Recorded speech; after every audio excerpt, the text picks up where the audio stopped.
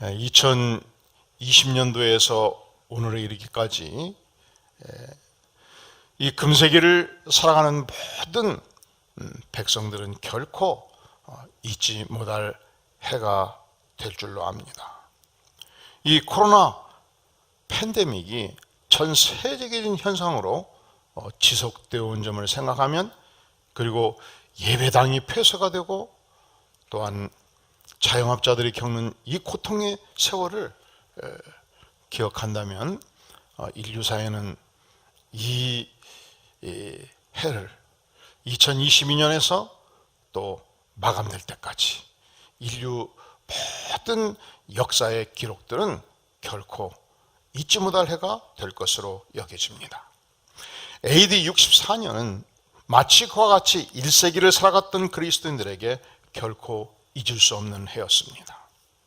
AD 64년 7월 19일 로마시 전체가 불타는 큰 화재 사건이 일어났습니다. 당시 네로 황제가 로마시를 불질러버린 거예요. 그 이유가 이렇습니다. 오늘날 시상을 가지고 시를 읊조리는데 시흥이 일어나지가 않는 거예요. 시를 읊조리는 흥분이 일어나지가 않는 거예요. 그런데 커튼을 열고 밖을 보는데 이 거대한 로마시가 불탈 때 얼마나 흥분이 일어날 것인가 생각하면서 불을 질러버린 것입니다. 이 불타오르는 로마시를 보면서 그는 시를 읊조리고 있었습니다. 그리고 이 로마시 전체가 불타는 이 현상을 그리스도인들에게 뒤집어 씌운 것입니다. 무수한 그리스도인들이 체포되었습니다. 감금되었습니다. 화형당했습니다. 원형 경기장에서 사자의 밥이 되었습니다. 대대적인 박해가 시작되는 것입니다. 그 전해에 베드로 사도는 미래에 전개될 이 기독교의 엄청난 박해를 내다보면서 바로 베드로 전서, 베드로 후서를 쓰게 된 것입니다. 그리고 그 다음에 이 서신을 쓰고 순교를 당합니다. 베드로가 로마시 남쪽으로 박해를 피해서 도망치고 있었습니다. 그때 언덕 위에서 주님께서 나타나셨습니다. 주께서 베드로에게 묻습니다. 유명한 질문이에요. 영화 제목이에요. 지금 여러분들에게 퀴즈를 내는 거예요. 주께서 베드로에게 뭐라고 물었을까요? 베드로가 주님께 뭐라고 물었을까요? 모르셔요? 쿼바디스 도미네. 이 도미네라는 단어가 주님이라는 뜻이지요. 쿼바디스가 어디로 가시나이까? 그때 주께서 베드로에게 말씀하십니다. 나는 너 베드로가 버리고 가는 로마시를 향해서 간다. 너 베드로가 버리고 가는 로마의 영혼을 구하러 간다. 베드로가 너무 가슴이 찔렸습니다. 그가 다시 뒤돌아섭니다. 로마를 향해서 들어갑니다. 그리고 순교를 당합니다. 내 어찌 나의 스승이신 주님께서 순교한 모습으로 십자가에 못 박힐 수 있단 말인가? 간수들에게 요청합니다. 나의 주인 되신 십자가를 내가 질 수 없으니 나를 거꾸로 십자가에 매달아라. 거꾸로 십자가에 그는 순교를 당한 것입니다. 그때 함께 끌려왔던 베드로의 아내 콩코르디아가 말해요. 그대여 끝까지 주님을 기억하세요. 그리고 승리하소서. 그렇게 베드로는 십자가에 거꾸로 매달려서 순교를 당했습니다. 그때부터 4차에 걸친 거대한 박해가 시작되었습니다. 1차 박해 네로 황제에 의해서 64년에서 66년까지, 2차 박해 98년 이하 트라이안 황제, 3차 박해 117년 이하 하드리안 황제, 4차 박해 284년부터 디오클레티안 황제에 의해서 거대한 박해가 있었습니다. 무려 한때는 기독교인의 4분의 1이 체포되어서 로마시에서 처형을 당하기도 했습니다. 이 지독한 박해가 끝나고 기독교는 살아남았습니다. AD 13년 그 유명한 콘스탄틴 대제에 의해서 밀라노의 칙령에 의해서 기독교는 로마 국교로 공포가 된 것입니다. 이 거대한 박해가 시작될 무렵 하나님의 사도 베드로가 이 박해를 피해서 흩어져가는 성도들을 향하여 펜을 들었습니다. 그리고 기술하기 시작합니다. 예수 그리스도의 사도 베드로 자신을 밝힙니다. 예수 그리스도의 사도 베드로는 본도, 갈라디아, 갑바도기아, 아시아, 비두니아에 흩어진 나그네를 향해서 펜을 들었습니다. 이 거대한 박해를 견딜 수 있는 힘을 갖도록 그들을 위로하고 그들을 향하여 신앙의 중심을 지키도록 독려하기 위해서 그가 분연히 펜을 든 것입니다. 이 지역이 어느 지역입니까? 터키의 중심부입니다. 팔레스타인, 오늘날 이스라엘 땅 그 지역에서 옹기종기 모여 살던 하나님의 백성들이 예수 믿고 핍박받고 흩어져 가서 그 박해를 피해서 터키 중심부 북부 도시를 향해서 나아간 것입니다. 그 위치 한번 잠깐 볼까요?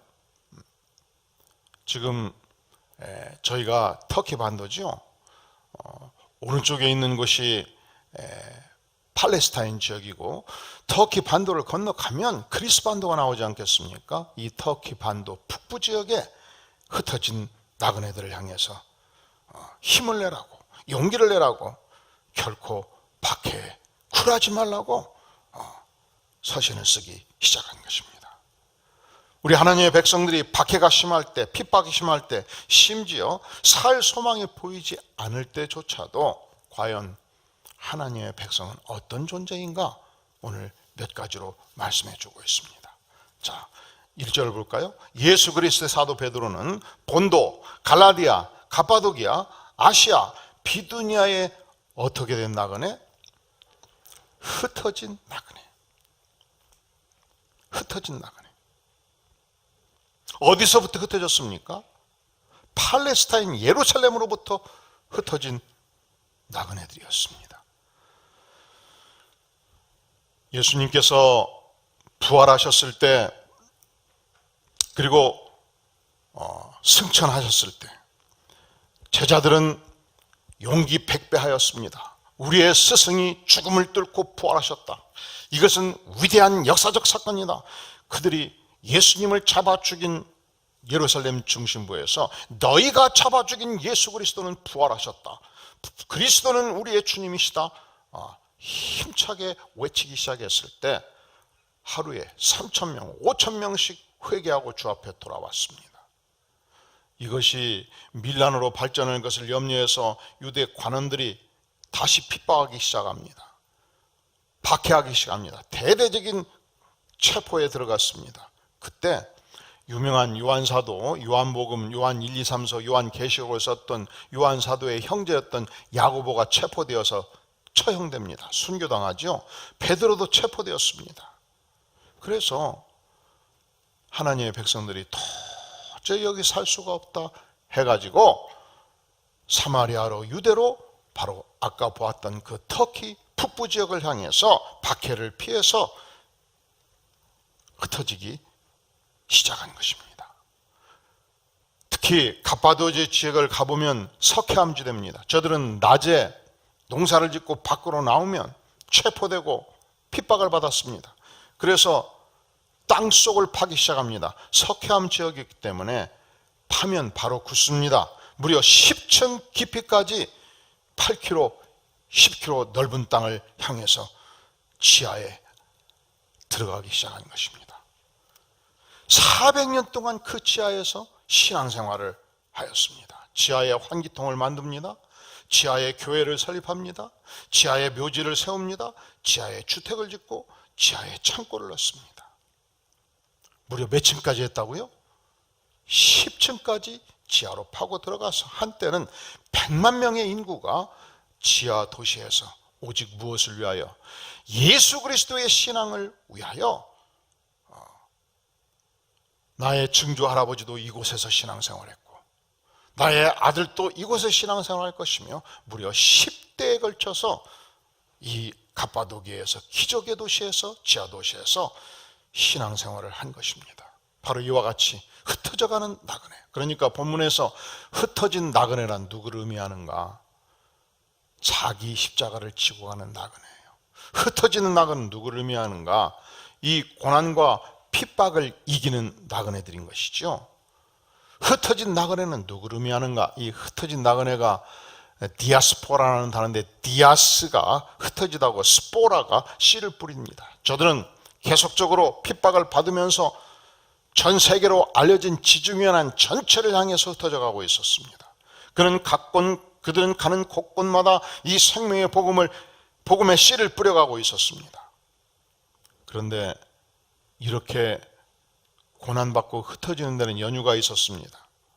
우리 주님께서는 승천하실 때 제자들을 향해서 말씀하셨습니다. 오직 성령이 너에게 임하시면 너희가 권능을 받고 예루살렘과 온 유대와 사마리아와 땅끝까지 이르러 내 증인이 되리라 말씀하셨습니다. 그런데 저들은 예루살렘이 좋았습니다. 저들은 예루살렘에서 영원토록 살고 싶었습니다. 사도행전 1장에서 8장까지 보면 저들은 여기가 솟아오니 예루살렘에 터잡고 예루살렘에서 신앙생활하기를 즐겼고 예루살렘에서 열심히 전도활동했습니다. 그런데 어떻게 저들이 흩어진 나그네가 되었는가? 엄청난 핍박을 통해서 저들은 직장을 버리고 가족을 버리고 이웃을 버리고 새로운 지역으로 나아가지 않을 수 없었습니다. 그래서 본도, 갈라디아, 갑바도기아, 아시아, 비두니아까지 이르러서 나그네가 되어서 신앙생활을 하게 된 것입니다. 여기서 저들이 나그네가 되었다는 것은 저들이 고향 땅 팔레스타인을 떠났다는 것만을 의미하는 것은 아닙니다. 저들이 나그네가 된 것은 저들에게 본향, 영원한 본향, 천국이 있다는 것을 의미합니다. 하나님의 백성이란 누구인가? 흩어진 나그네지요. 흩어진 나그네란 무엇인가? 예수 십자가로 은혜받고 예수 십자가를 위해서 고난받는 나그네, 본향인 천국의 하늘나라에 영원한 본향을 두고 참된 본향을 두고 살아가는 나그네라 그것을 의미합니다. 오늘 우리는 그리스도인이란 누군가, 하나님의 백성은 누군가, 이 질문을 다시 해보게 됩니다. 사랑하는 성도 여러분, 여러분은 그리스도인입니까? 하나님의 백성입니까? 하나님의 백성은 누굽니까? 하나님의 백성은 자기 십자가를 지고 가는 나그네라고 말씀합니다. 1세기 그리스도인들은 내가 사랑했던 고향 산청 예루살렘을 떠나갔던 나그네였습니다. 예수의 복음을 위하여 나의 재산, 나의 직업, 나의 부모, 형제를 떠나서 예수의 복음을 위해서 갑바도기아 토굴로 들어갔던 나그네였습니다. 야고보 사도는 선교의 십자가를 감당했던 나그네였습니다. 오늘 베드로는 누굽니까?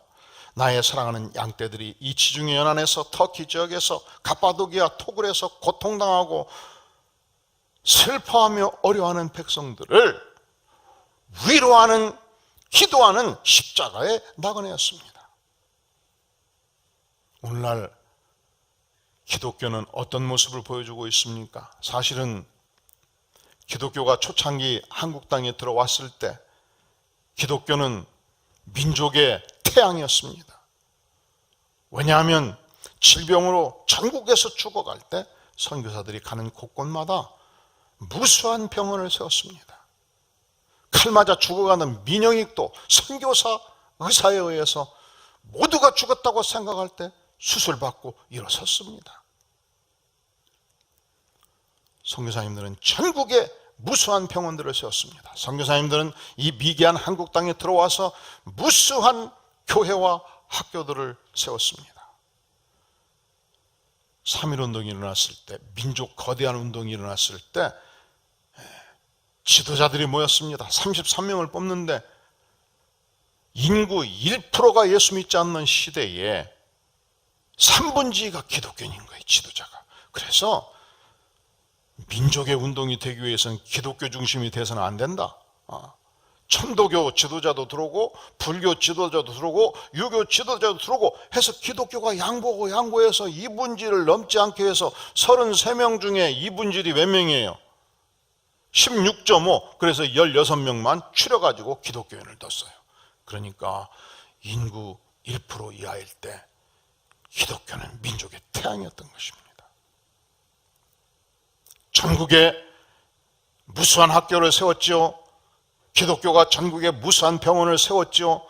기독교가 흔들리는 민족의 지축을 바로 세우는 위대한 종교로 인정받고 자라고 있는 것입니다.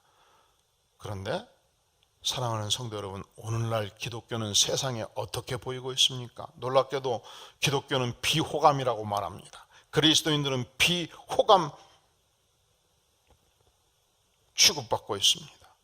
이 비호감 자체도 우리가 오늘의 이 시대에 예수 그리스도를 구주로 믿는 만큼 우리가 지고 가는 십자가가 아니겠습니까?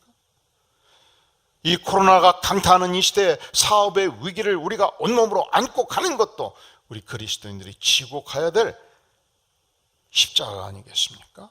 하나님의 백성에는 누구나 자기만이 지고 가는 십자가가 있어요. 우리 주님께서 마가복음 8장 34절에서 말씀합니다. 누구든지 나를 따라오려거든 자기를 부인하고 자기 십자가를 지고 나를 따를 것이니라. 따라해 볼까요? 누구든지 나를 따라오려거든 자기를 부인하고 자기 십자가를 지고 나를 따를 것이니라.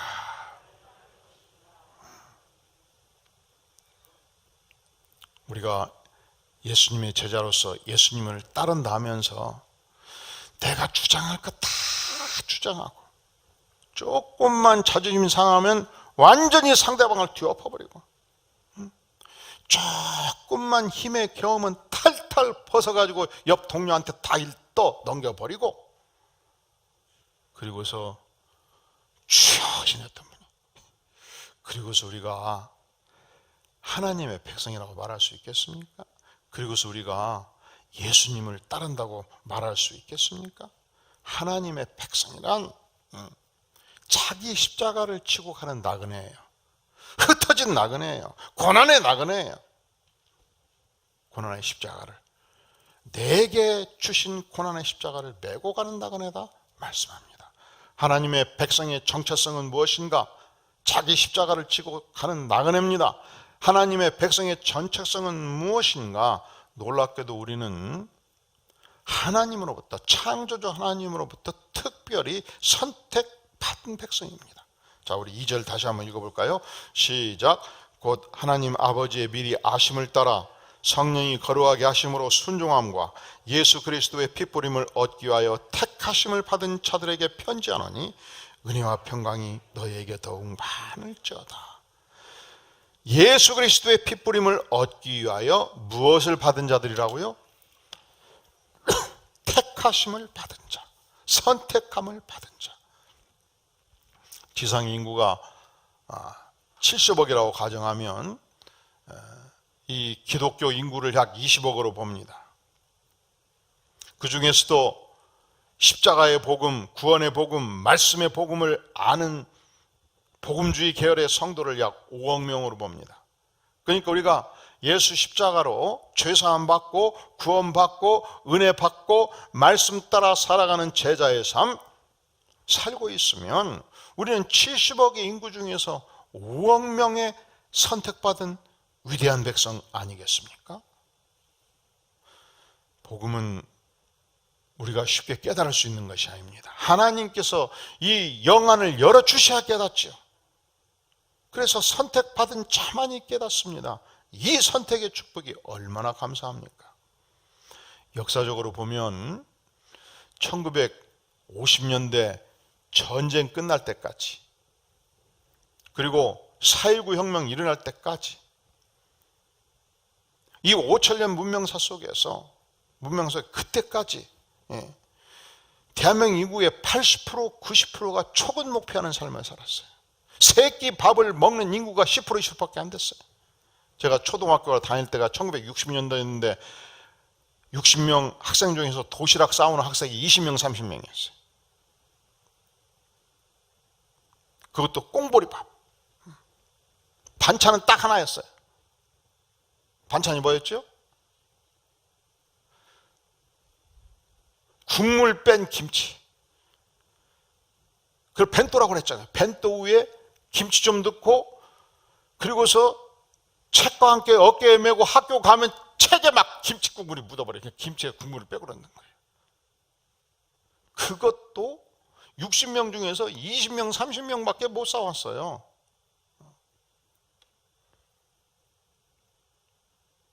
그러니까 한국의 초등학생들이 굶는 모습을 보면서 미군들이 다 불쌍했던 거예요. 그 중에 그리스도인들이 열심히 기도하다가 잉여농산물, 미국에서 옥수수가루 그리고 우유가루 모아가지고 전국의 초등학교를 보내서 강냉이죽을 만드는데 그게 기가 막히게 맛있어요. 둘째 시간부터 냄새가 솔솔 나는데 이 거대한 드럼통, 이게 사실은 말이 이게 드럼통이 이 안에 뭘 넣는 거예요? 군용트럭 기름 넣는 것 아닙니까? 그걸 시쳐가지고 그곳에 각설탕, 각우유, 옥수수가루 넣고서 2시간 동안 불 떼가지고 물 넣고서 끓여서 한 그릇씩 주면 그것이 얼마나 맛있는지 옆자리에 있는 친구한테 둘째 시간부터 내 밥하고 바꿔 먹자 해서 바꿔 먹었어요. 이게 한반도의 현실이었습니다. 여성들은 새벽 5시에 일어나서 안방에 금불을 떼고 밥 짓고 추운 겨울날 자식들 7명, 8명, 9명 벗어대는 옷 다 끓고 냇가로 가서 얼음 깨고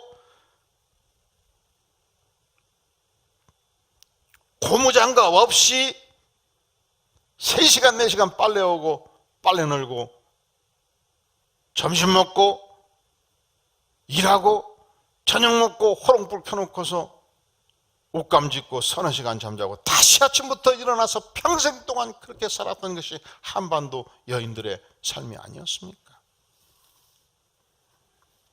남성들은 농번기에 뼈 빠지게 일하고 죽으라고 이래도 자식들 7명, 8명 밥 3끼 한번 충분히 먹여봤으면 좋겠다 하면서 살아갔던 세월 아닙니까? 그러니까 이 5,000년 문명사 속에서 지난 50년은 축복의 세월이에요.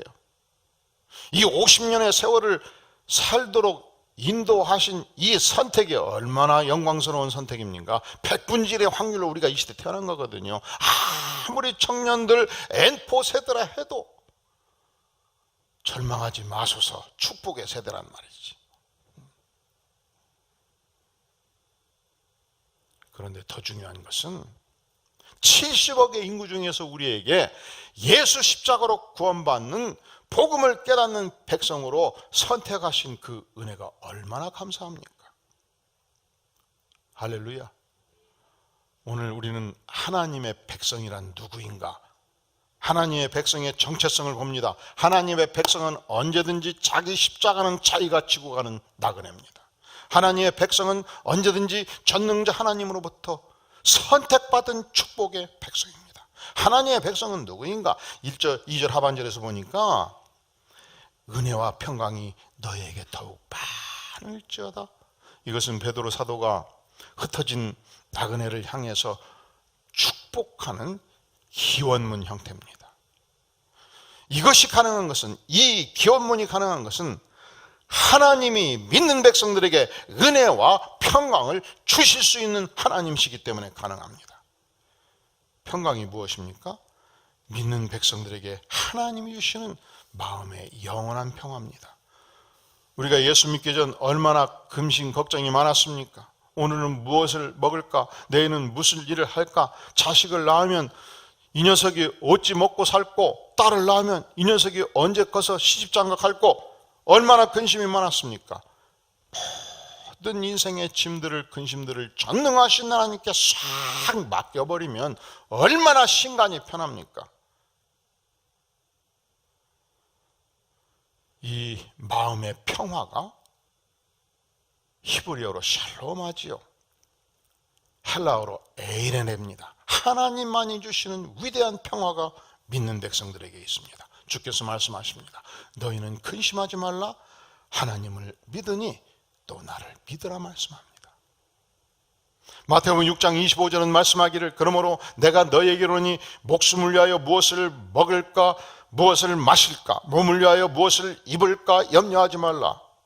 그러므로 염려하기를 무엇을 먹을까 무엇을 마실까 무엇을 입을까 하지 말라. 왜냐하면 우리에게는 전능하신 하나님이 계시기 때문에, 전능하신 하나님이 나의 아버지이기 때문에, 전능하신 하나님이 언제든지 내 곁에 계시기 때문에 모든 염려를 하나님께 맡겨버리면 하나님의 평강이, 하나님의 평화가, 하나님의 안전이 우리에게 임합니다.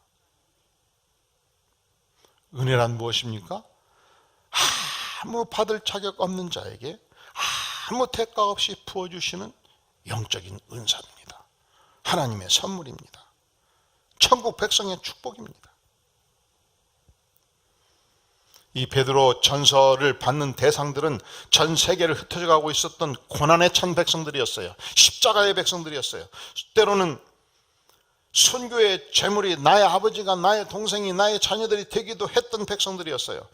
이 십자가를 결코 버틸 수 없던 백성들이었어요. 그래서 한편 마음 깊이 어떤 천국에 대한 소망도 있지만 마음 깊이 어떤 슬픔도 안고 있었던 백성들이었어요.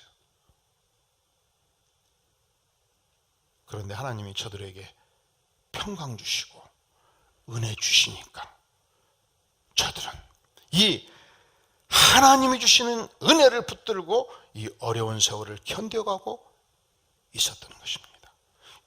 2022년을 살아가는 오늘의 백성들은 어떻습니까? 동일하게 이 베드로 전서 말씀은 우리에게 위로의 말씀, 생명의 말씀이 되는 줄로 믿습니다. 우리가 하나님이 내게 주신 나만이 지고 가는 십자가, 이 십자가를 온몸으로 지고 가면 하나님이 나를 홀로 두지 않습니다. 전능하신 하나님이 내 손을 붙잡아 주십니다. 함께 동행하십니다. 대신 십자가의 짐을 주께서 지어 주십니다. 평강과 넘치는 은혜를 우리에게 부어 주십니다. 이 은혜를 체험하면 나의 십자가가 결코 무겁다고 한탄하지 않습니다. 이 은혜를 체험하면 나의 십자가가 힘들다고 절망하지 않습니다. 이 은혜를 체험하면 나의 십자가가 짐스럽다고 옆으로 떠넘기지 않습니다. 미국의 유명한 설교자였던 워런 위어스비는 베드로 전서를 이렇게 표현합니다. 최악의 때 최고의 유익을 얻는 법을 우리에게 가르친다. 어느 때? 최악의 때. 사랑하는 성도 여러분, 혹시 여러분 중에서 나는 내 인생의 최악의 때를 걷고 있다 생각하는 분이 있습니까? 내 인생은 절망이다. 내 인생 자체는 십자가 그 자체다. 너무 힘에 겹다 생각하시는 분이 있습니까? 반드시 기억하시기 바랍니다. 이 베드로 전서 말씀이 반드시 해답이 될 것입니다. 아니, 하나님 자신이 언제든지 우리 인생의 해답입니다. 하나님께서 반드시 타개하는 은혜와 평강을 우리의 심령에, 우리의 인생에, 우리 인생 중심에 허락해 주시는 전능하신 하나님이 내가 믿는 하나님이십니다. 하나님은 역사하십니다. 하나님은 내 인생에 개입하십니다. 하나님은 전능자십니다. 그분이 함께 하시면 극복하지 못할 문제는 없습니다. 믿습니까? 1919년 3.1 운동이 일어난 후 45일째 되는 날, 1919년 4월 15일 오후 2시경 일본 육군 중위 아리타 토시오가 일본 군대를 이끌고 제암리로 갔습니다. 그곳에서 독립운동가들이 많이 나왔거든요. 수원 옆 향남면 제암리. 그는 주민들에게 알릴 사항이 있다고 그러고 제암리교회로 모두 모일 것을 명했습니다. 대부분의 제암리교회 주민들이 성도들이었는데 약 30여 명이 모였을 때 갑자기 아리따 중위는 부하들에게 교회 문을 폐쇄하고 못질할 것을 명합니다. 휘발을 뿌릴 것을 명합니다. 불질러 버렸습니다. 창을 깨고 나오는 자들을 집중 사격해서 모두 죽였습니다. 한 부인이 아기를 창 밖으로 던지면서 살려달라고 했을 때 이 부인도 죽이고 아기도 죽였습니다. 너무도 잔인한 살인 행위였습니다. 모두 28명이 죽었고 마을에 있던 31호 가옥 전체를 불태웠습니다.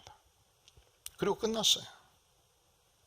만약에 여러분 중에 그렇게 돌아가신 어르신이 계신다면 평생 일본인을 용서할 수 있겠습니까? 그런데 1970년도 일본 오야마 목사님이 이 사건의 내용을 소상하게 파악하고 눈물로 회개하고 속죄 기금을 조성하기 시작했습니다. 제암리 교회를 다시 재건했습니다. 드디어 기념 교회당이 재건되고 봉헌되던 날 일본 그리스도인들 대표진들이 도착했습니다. 한국에 제암리교회 유족들이 함께 모였습니다. 함께 모여서 이 기념교회당에서 봉헌 예식의 예배를 드리고 있었습니다. 함께 찬송했고 함께 예배했고 함께 기도하는 기적이 있었습니다. 그 예배의 절정에서 일본 대표가 일어섭니다. 우리 일본인들의 만행은 결코 쉽게 용서받을 수 없는 반응입니다. 우리는 우리 죄악이 얼마나 큰가를 알고 염치없지만 무릎 꿇고 사죄를 드립니다. 이 현장에서 유족 대표와 유족들이 모두 뜨거운 눈물을 쏟으며 용서하는 고백을 함께 나누었습니다. 사랑하시는 성도 여러분, 하나님의 은혜가 큰 것은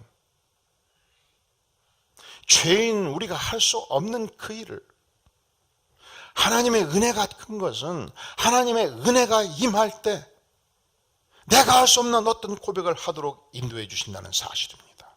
하나님의 은혜를 입으면 만행을 저지른 자들도 용서가 되어지는 것입니다. 하나님의 은혜가 임하면 내가 얼마나 큰 죄인인지 깨달아지는 것입니다. 하나님의 은혜가 임하면 상대방이 속죄하지 않아도 용서하는 능력이 나오는 것입니다. 사랑하는 성도 여러분, 하나님의 백성이십니까? 하나님의 백성은 과연 누굽니까? 하나님이 내게 맡기셨다면 내가 져야 될 고난의 십자가를 지고 가는 자, 하나님의 백성입니다. 하나님의 백성이 누굽니까? 전능하신 하나님으로부터 사랑받고 선택받은 백성입니다. 하나님의 백성이 누구라고요? 하나님이 주신 은혜와 평강을 누림으로 내가 할 수 없는 용서도 주께서 하도록 인도하시는 기적의 인물들, 바로 저와 여러분이 될 수 있기를 주의 이름으로 축원합니다. 기도하겠습니다. 영광의 주님, 우리가 어두운 시대를 살면서 이 시간 하나님의 말씀을 하나님의 말씀으로 받습니다.